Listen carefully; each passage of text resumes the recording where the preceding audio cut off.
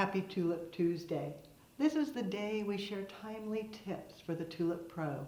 Today, talking garden roses. As many of you know, I purchase direct from the farm using gardenrosesdirect.com. When they come in, it's a two-part process for preparation.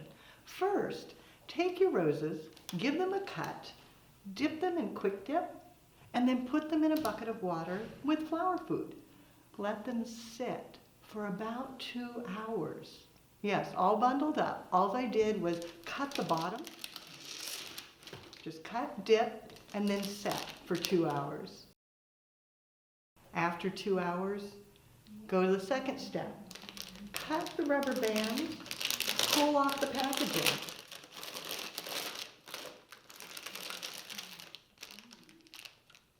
And then gently break open the paper.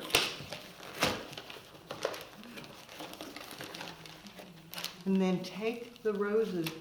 You can do a few at a time. Remove the lower leaves.